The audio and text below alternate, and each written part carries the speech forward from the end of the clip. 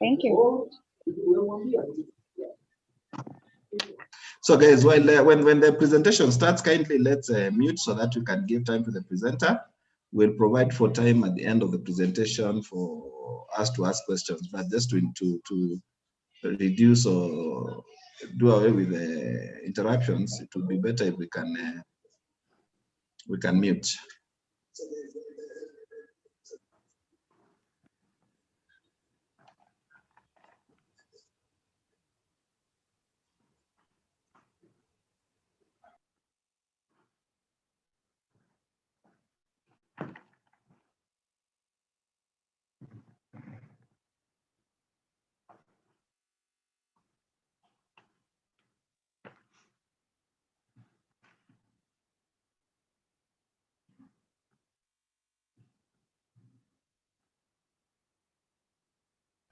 So Mike, I think you can start. We are already live on YouTube, and then I will share on Facebook as well. Okay, thank you very much, Tony, for giving us this forum to be able to discuss about adapting innovations towards small business, of which for the topic it's listed as MSME. MSME meaning micro, small, and medium scale enterprises. In Kenya, we normally call them small businesses. So today we are basically going to talk about innovation. You know, just to show that it is not something that is out of this world. It is just a semantic called innovation, which can be applied to any business. So these are we're going to do the session today. We're going to recap on not last week, but the week before last meeting, where we had a Zoom session for the series of meetings we're having on what we discussed.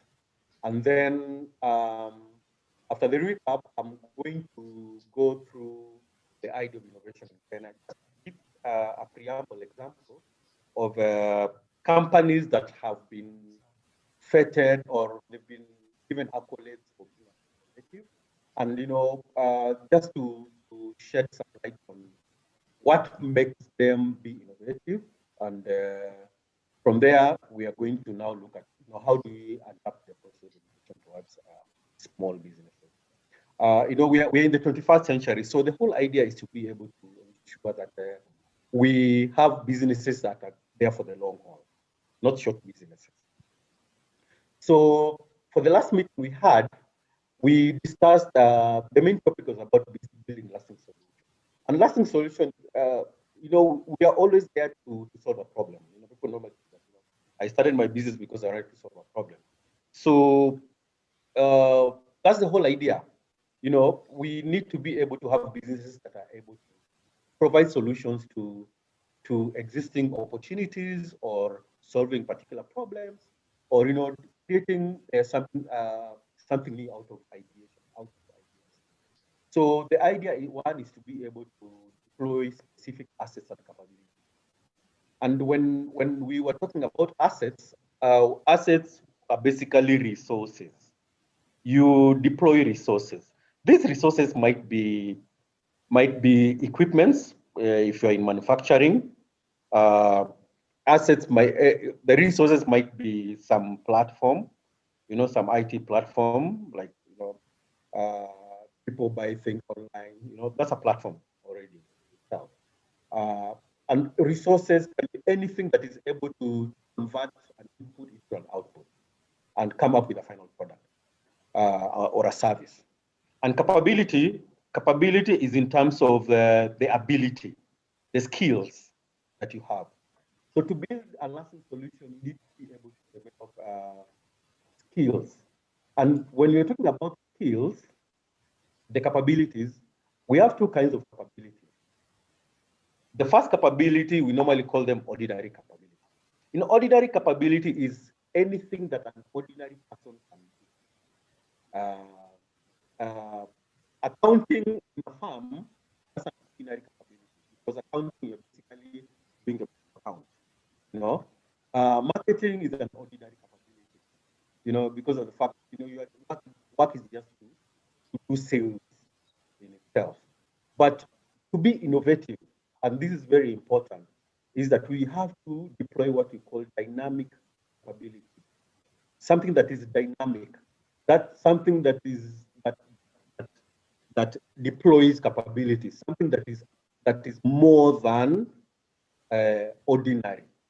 You know, coming up with a dynamic solution, having a dynamic skill to be able to deploy any business venture out there. That yes, you are a salesperson, but the dynamic thing you're doing is that you are able to come up with a route to market strategy that is able to reach the last mile, the last client at the regional level, at the village level. That is dynamic, not ordinary.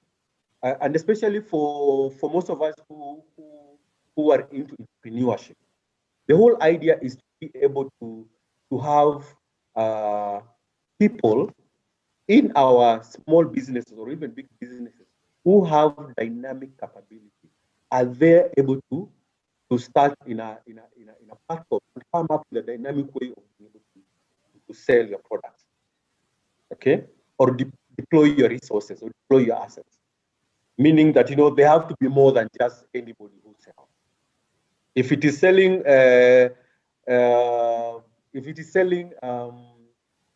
clothes, that person has to be very dynamic, that they're able to bring clients and basically convert them into sales. And then besides that, we talk about developing partnership. And when you're talking about partnership, it's very important. Partnership is normally there to be able to develop market, to develop reconfiguration of your assets capabilities. Partnerships are able to make you scale very fast and grow very fast. An entrepreneur, one of the basic tenets of being an entrepreneur is that you are not an introvert. You have to be an extrovert, meaning you have to go out there and develop partnerships that are able to convert your goods and services into sales. That's very important. And how is it innovative? Partnerships is different. We at the moment, which is something that is not not really happening in Kenya, is that when you look at a sector like manufacturing, small manufacturing industries, what they're doing is that they're developing partnerships with entrepreneurs who have products, but they don't have the equipment to convert those inputs, meaning that you can engage in co-manufacturing partnership. So if you have a small bottling company that you normally make small water, instead of selling just that one label of what we call Bizna water, and you're struggling so much, and you're competing against the big boys, you know, the Coca-Colas and all that, the Dasanis, why don't you seek ways of developing partnerships to co-manufacture, besides water, other liquids like juice, milk, and all these things? Because at the end of the day, and especially when it comes to packaging, because you have a packaging equipment, you can be able to utilize your equipment, and you co-share the profit. That is innovation in itself. The third thing is when it comes to developing leadership skills. Mm-hmm. When it comes to developing leadership skills is about two things. Having the speed to be able to make decisions. It is a decision-making process. And the second thing is in terms of delegation of duties. As a leader, you need to be able to be very fast in making decisions. And these decisions have to be geared towards building that lasting solution, developing innovation. And these decisions have to be very, very dynamic, not ordinary. You're moving out of being ordinary entrepreneurs to being dynamic entrepreneurs with dynamic capability. So this leadership skill is being able to do that. Two is being able to recruit capabilities who are skills, employees who are able to, who have the abilities, and you're able to deploy them to market. Meaning that you have delegation of duties. You identify somebody who's very good in their core responsibility and you delegate it to them. Because if you are an entrepreneur and you end up doing everything in your small business or in your business, per se, then you are not an entrepreneur, you're basically employed. Because you're doing everything. You should learn to be able to delegate. And that's a leadership skill. At the end of the day, as an entrepreneur, as a business owner, you are there to provide strategic direction, not doing everything at the same time. And this is where normally small businesses normally have a problem, because we engage in entrepreneurship because we have a technical skill, and then given that we have technical skill, again we to go into other non-technical skills, like especially that are related to social science, like sales, marketing, and yet you are not that. Maybe you are an engineer, so you need to be able to learn to delegate those skills. And if you're able to deploy those specific abilities and assets, you're able to develop partnership, you're able to have those leadership skills of delegating and making decisions, then you can call yourself innovative because of the fact that now you'll be moving from ordinary capability to dynamic capability, from just having any business have a business model, now moving towards what's called business model innovation. Moving out of just having a business model, but having an innovative business model. And when you talk about having an innovative business model, it means that as a business, you're able to create value. And when you're thinking about creating value is the product or service that you create. That is something of value, because you're going to put a price on it. That my product, I'm selling it shillings. So you've already created value to the customer, and the customer will consume that product knowing that it's of value to them. Then two, you'll be able to capture value. You'll capture value by the fact that you'll be able to, they'll pay you. The customer will pay you, and you will earn profit from it. So you'll have captured value. So if you have an enterprise, a small business, whereby you are short in when it comes to creating value and capturing value, then you're not innovative. Because if you're able to make value to client, then you are giving them a product that they need, and they will pay for that product or service. So for any business, most important thing is to be able to utilize the resources, which is basically assets and capabilities.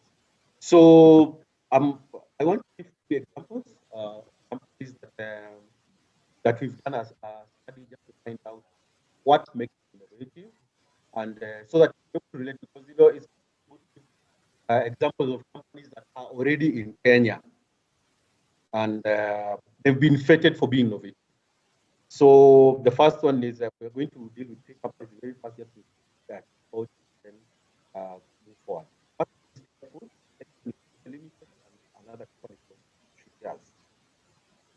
So Bigger Foods, if you've heard of, I think as an entrepreneur, you should know what Bigger Food is. Bigger Food is basically a company that buys products from farmers, and sells it to vendors.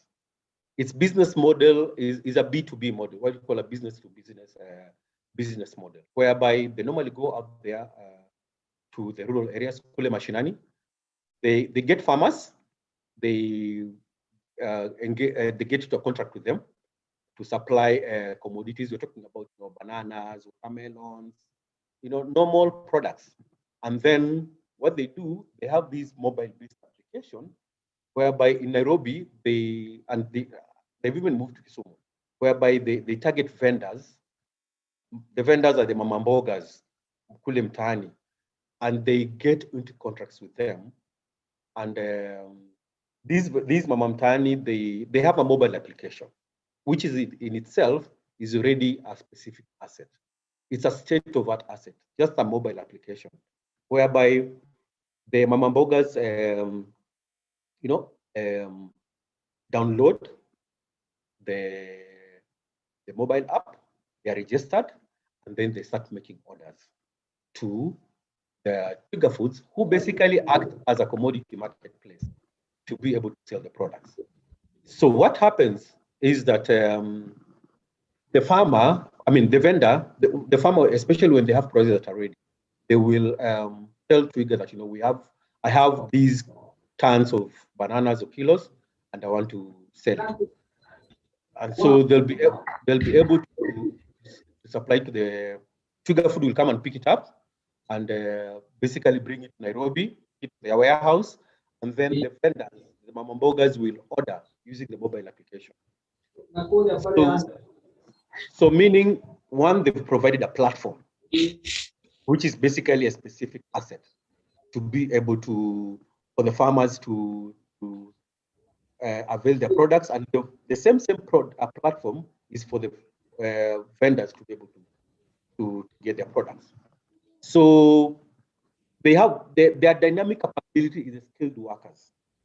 You know, workers who are out there to go and basically ready to forward contracts with the farmers. Two, these workers are the same workers. They have salespeople who go there to the vendors, and they get to contract with them. These vendors, mama mbogas, they buy products, you know, 3 times a week on average, and they'll buy products maybe on average of around 6,000. But now Twiga Food have more than 4,000 vendors. You know, when you do 6,000 times 4, that's already 24 million shillings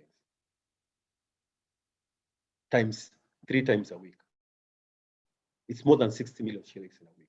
And that company is innovative because they identified a specific asset, a state-of-art asset, whereby they were able to develop it. And then they went to the farmers and got into contract with them, went to the vendors, got into contract with them. And the only thing they have is the mobile bill application. They have workers. The application is able to credit score because the same vendors are given goods on credit where they pay in 8 hours, and then with logistics, just transport, the truck to be able to supply products to the vendors. That's innovative. Twiga Food itself started in Kenya, and by last year it was when it comes to venture farm companies that were able to attract the most funds to venture capital companies in Africa, it was number 1, and it was started in Africa. So they have specific assets, they have specific, and the partnership they formed is basically between farmers and vendors. You can see that's innovation. So instead of you as an entrepreneur having to open a small shop and start selling products in that small shop, you know, nyanya, and everything, why don't you create a state-of-art unique asset? And then look for people who have dynamic capability, which are skills, and then basically start it out in itself. There's normally attraction you'll receive, you know, normally, you know, it is not a one-off whereby you're successful. It's fine. But the most important thing is that once you develop actions, and you know, then and you end up enlisting more and more vendors for their case, then you are able to grow your and still that market is very, very big. The biggest market is in Nairobi. Nairobi has more than 5 million people wanaishi mtaani. The vendors control more than 90% of commodity market, because most products will go through Marigiti, Wakulima, and maybe others directly kule mtaani. And this market has not been tapped even by 10%. Supermarkets only target only 10% of the small, what we call the market space. You know, when you go to the big supermarkets, but the biggest space is on the vendor side. 2 is a company called Copia Limited. Copia Limited also started in Kenya. It's basically a mobile supermarket. They got this app. Its biggest market is, in fact, it started in Kenya, whereby people, you know, they have partnerships with vendors. These vendors are basically the small shops, you know, the small shops. They have the mobile app.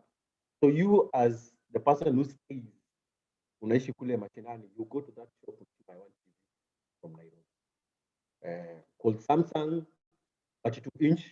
You go to the app, you look at it, maybe 20,000 shillings. You pay, now that vendor, that small shop owner, will help you be able to buy that product using the app, and then it will come to your place in less than 2 days. They have partnership with manufacturers, with the big distributors. They have a partnership with the logistic units, basically the transporters. And then the only thing they have is a warehouse. And the Copier Limited is the second most innovative company in the country.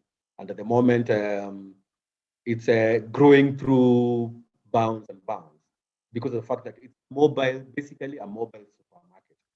So they did not invest in opening those big supermarkets, being anchor tenants in malls and looking for traffic, for walking traffic. They basically are using the mobile app, and their capabilities in the skilled workers, people out there being able to convince the shop owners to be able to download the app, and the shop owners will earn a commission out of every sale that is made through their shop, through the Copy Limited app, and they're making money out of it.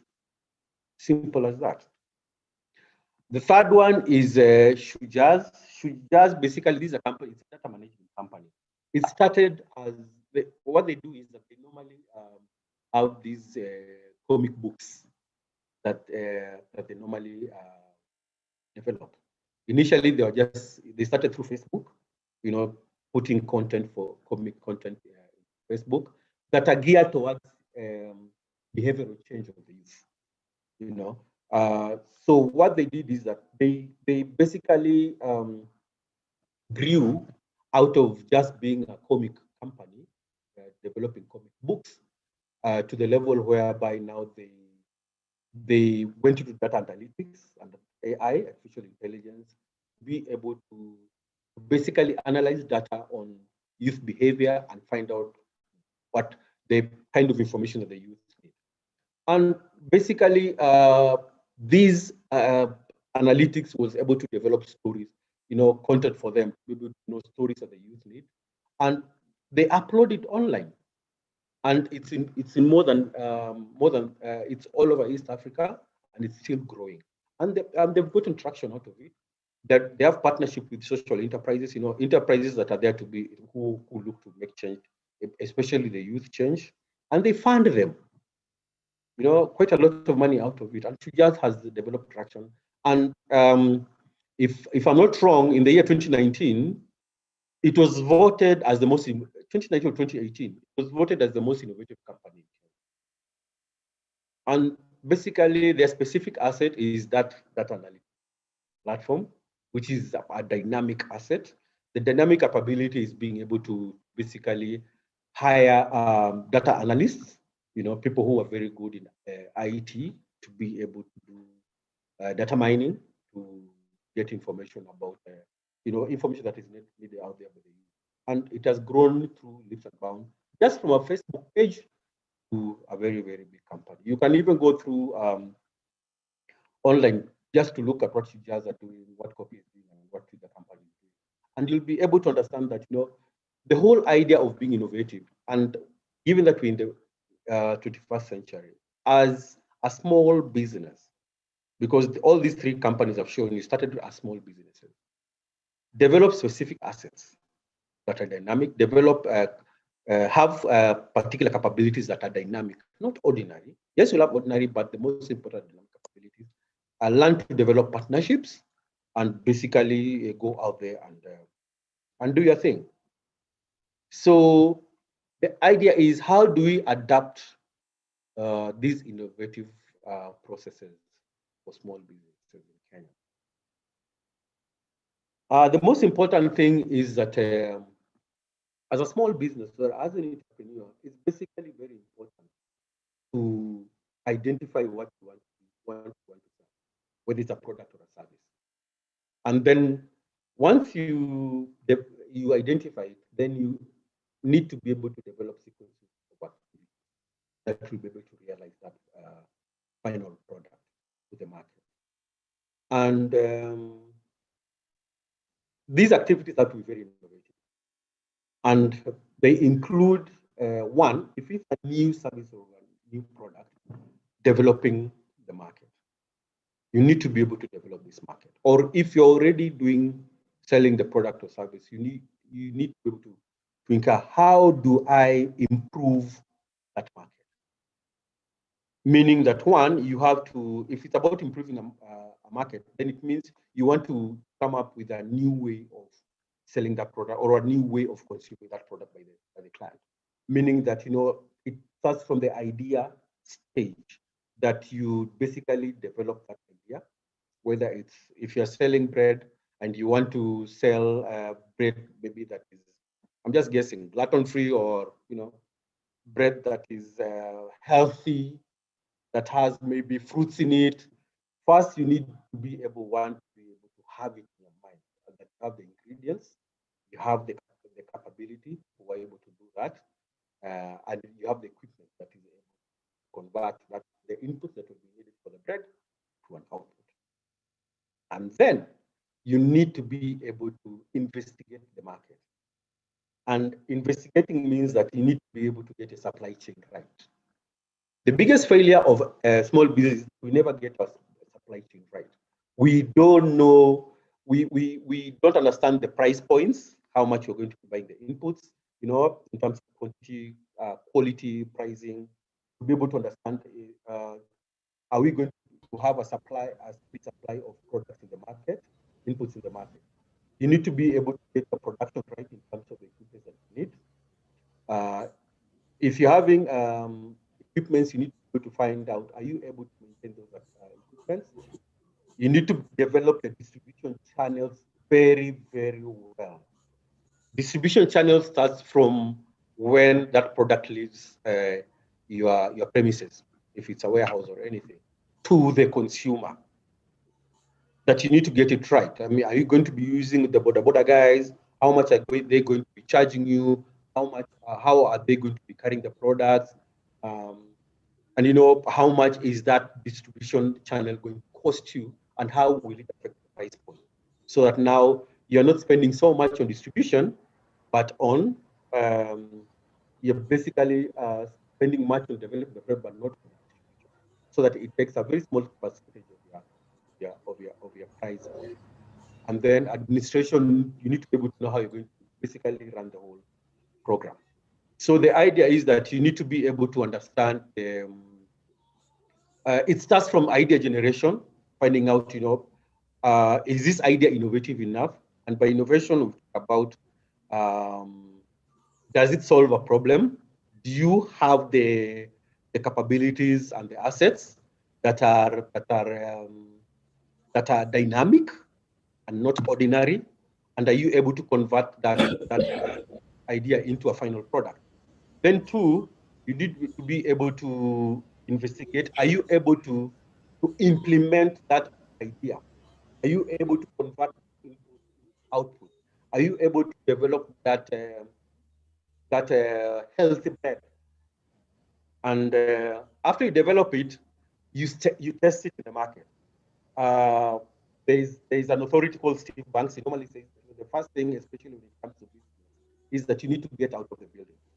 You don't just write a business model and a plan and you sit with it and say, I have a plan.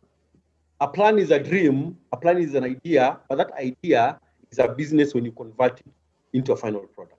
So you need to go out there and test it. You can test it with the first 10 people or 100 people, then get feedback on how that product was of value to them and what they feel about the product. And that is assessment. You've implemented it, and then you have to assess it, get feedback. Find out, were they happy about the product? Client relation. Ask them, are we serving you right?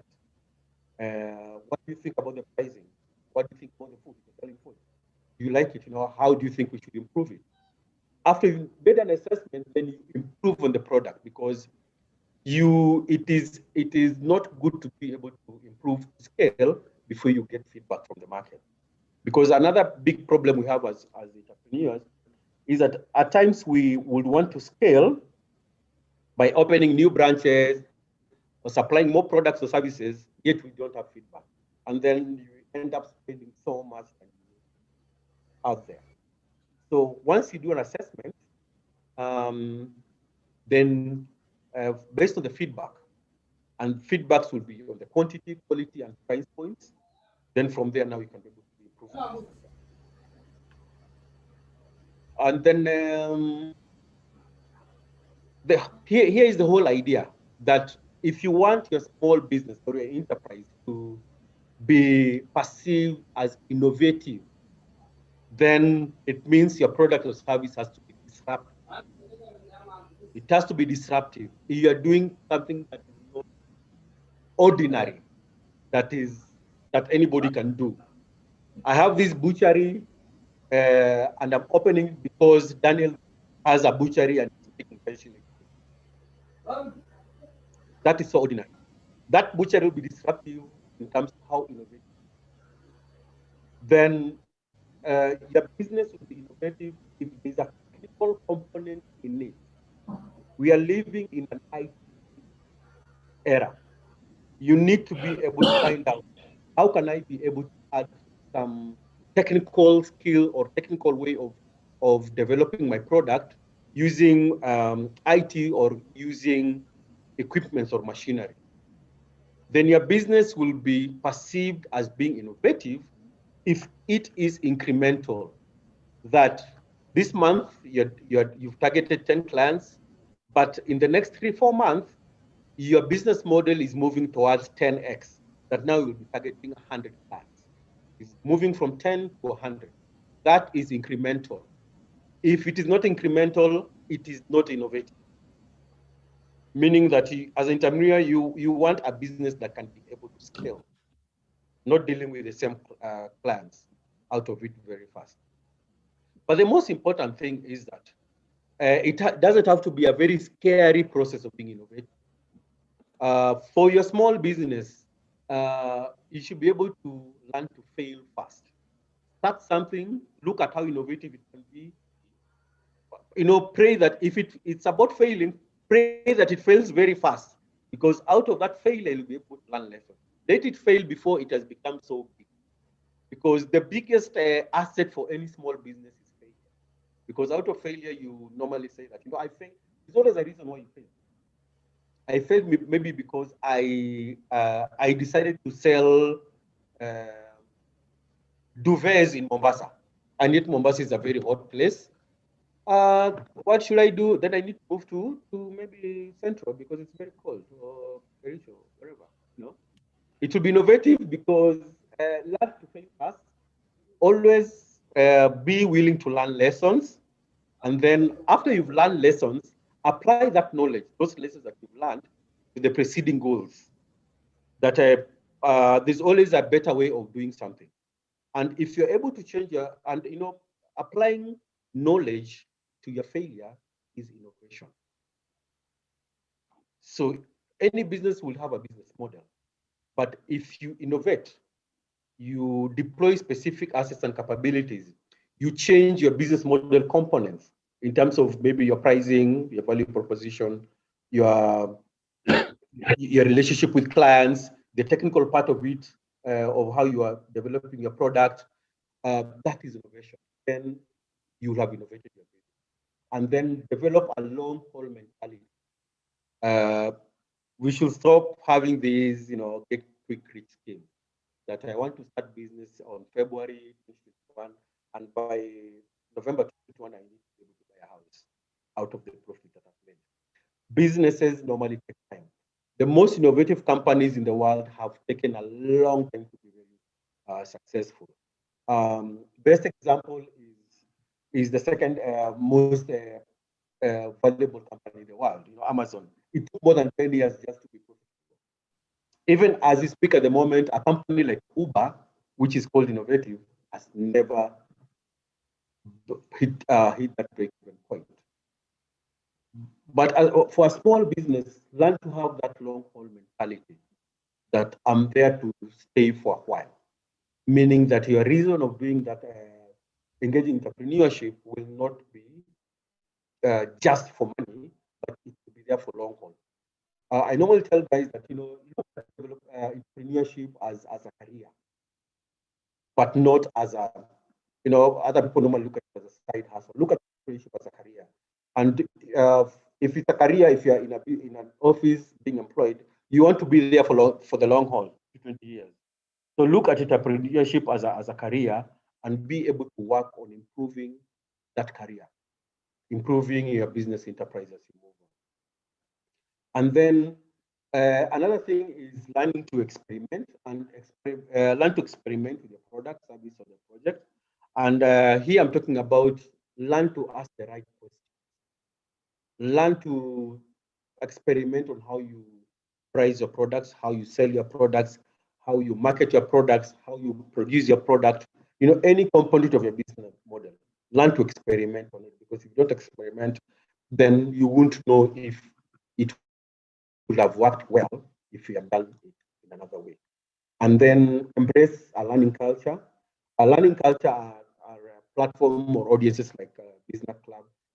It's good to attend sessions, to attend meetings for entrepreneurs, or if you're moving down on the entrepreneurship scale, moving towards that sector, moving towards that industry, moving towards that innovative enterprise that you're thinking about.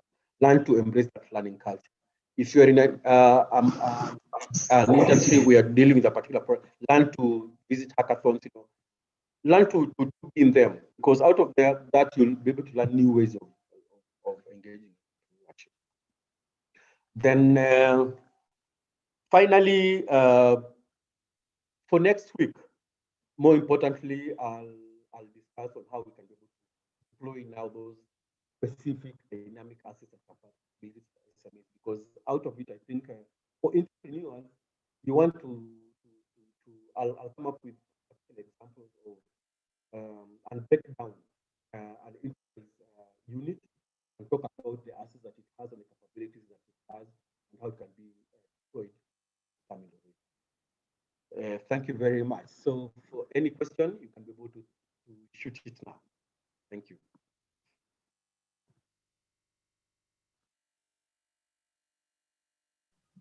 Asante sana, Mike. That was a good presentation. If you have any question, kindly unmute and then ask your question. We have about 15 minutes.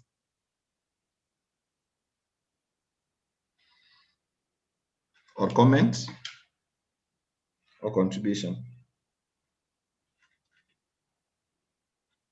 Alternatively, you can just ask a question on the chat. Mike will be able to see it and respond.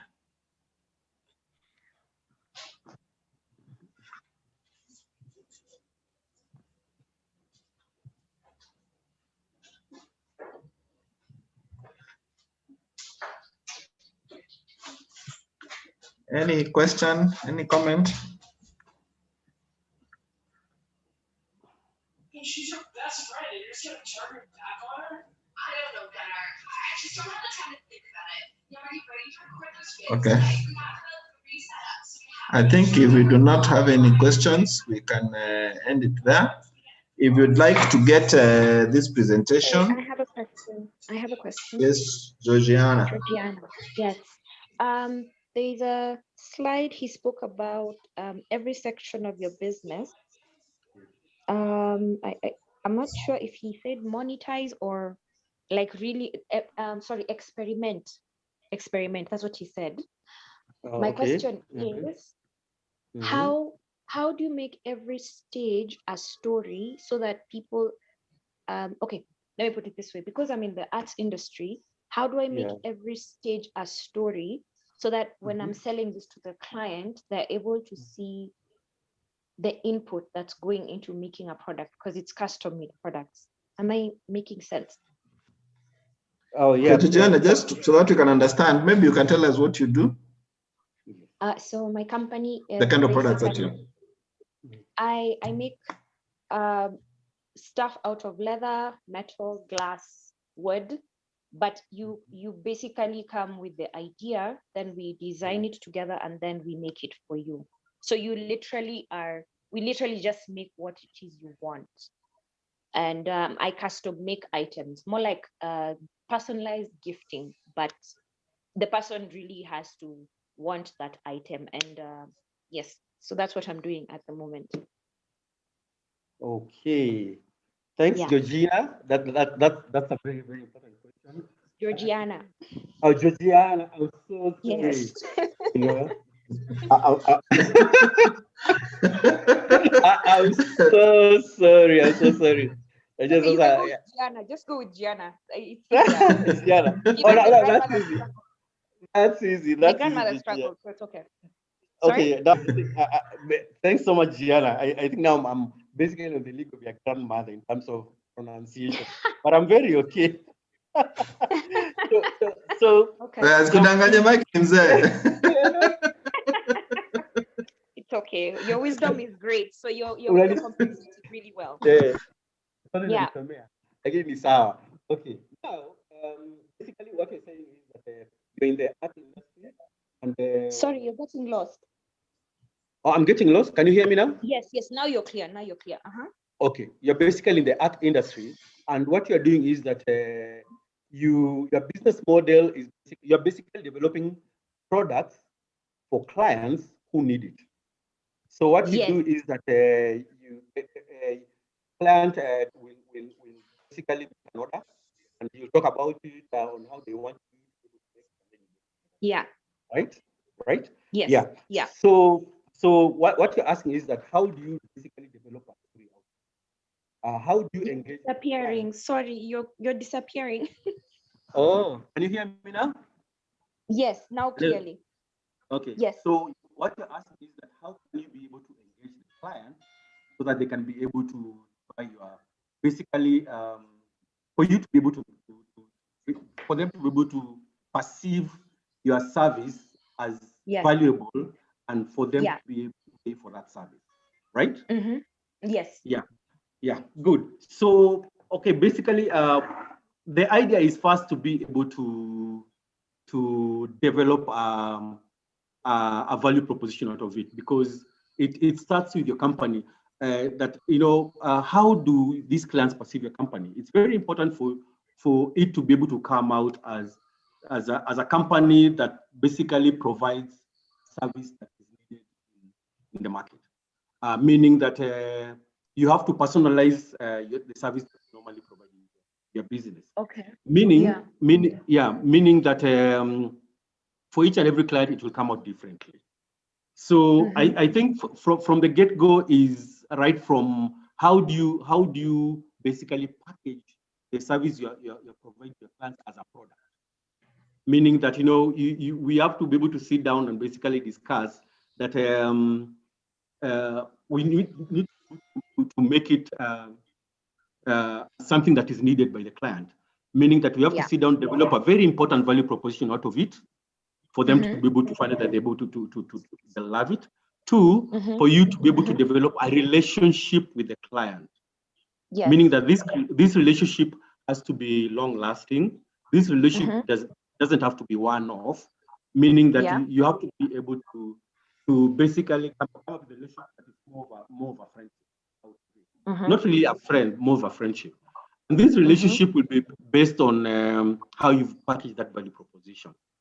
And then now that one now basically is now twitching your business model out of it. And then telling them that now I want to be able to tell your story, their story, in form of an art out of it.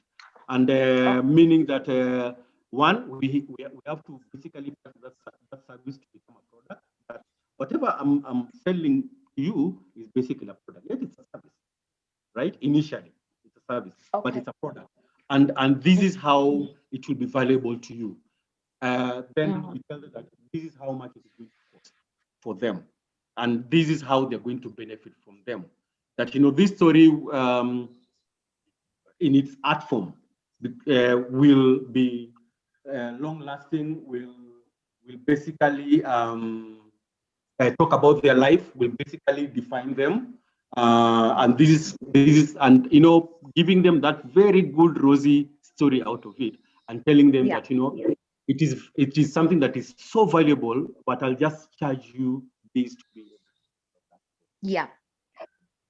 Just that. that I'll charge you to develop that. Not that you're making them a product, but you're developing a story for them. So meaning that, do you have a website? Do you have a product in terms of either a website or a brochure of how you normally market yourself? If I may ask? No, I'm just good with my mouth right now. So yeah. The website is on its way. Yeah. I'm still deciding on different aspects of it. Yeah. Then I think we might start with developing that literature, which will feed into that website, which will feed into that brochure, and we can tailor make it to show that you love developing a relationship with clients out of a value proposition, and you love the idea of telling developing a story for them in form of an art, and they will be enticed, and they will want to pay for that. Okay. Yes. Okay, fine. Thank you. Okay, thank you, Georgiana. In addition to the brand building and the storytelling, I think it's also very important for you to niche. You know, sometimes if you're talking to people who don't understand what you're talking about, you'll always get very funny offers. So it's very important for you to niche. You'd rather direct your efforts to maybe a handful of people, maybe say 20, but who understand what you are doing. Secondly, like Micah said, there are tools that are available, things like a Facebook page or a Facebook account, an Instagram account, even your own account. Those are very powerful tools that you can begin to use, because sometimes and often you need to educate your customers on what you are doing without giving out too much information, but just showing the value of what you are doing, sometimes giving them even snippets of the process of making something. Yeah. Okay. You understand? Yeah. Well, so it's important that if you can have some of these things. The beauty is the 20 people you're talking about, I have them. So I think for me, it's I had no idea how expensive a website can be regarding when you want to talk about a luxury item. So that's what I'm working on. The Facebook and Instagram are there, but yeah, I'm slowly working on it. Like, you know, I'm like a one-man show, so still working on it. Of the 20 guys, can you be able to get 2 or 3 guys of the 20 who you can be able to develop a story with them? Then you can be able to use it to market yourself, because you'll be validating yourself out of the fact that you've developed a story out of particular clients. So you can be able to pick 1, 2, or 3 of these clients you've developed, then so that you can showcase what you did with them in terms of a story, and you upload it in maybe the Instagram, the website, or the Facebook, on how you are able to develop their story and package it as a product. And people will be able to relate with it. They'll be able to understand it through that, and they'll definitely see that you're doing something of value, and they'll approach you, and you'll be able to charge them for that. You know? Okay. Thank you. Thank you so much for your Actually, time. one of the good ways to do it is having them share on their platforms. For example, if I'm active on Facebook, I just write, if it's a piece, I can take a picture of that piece and talk about it, and then say, I got this from this person or from this company, and they'll sort you out. Number 2, if you're still having challenges with getting the website done, we can talk after this, and Bizna can see how to help you with that. Someone is helping me pro bono. Pro bono, okay, fine. That's fine. That's fine. I'm not a lucky person.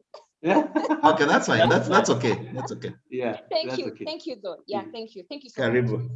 much. All right. Thank you, Gianna. Anybody else? Any other question or comment? We have 2 minutes, so we can probably take one more comment or question.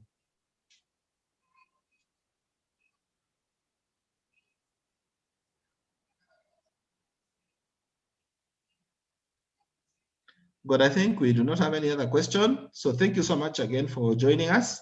Thank you for participating.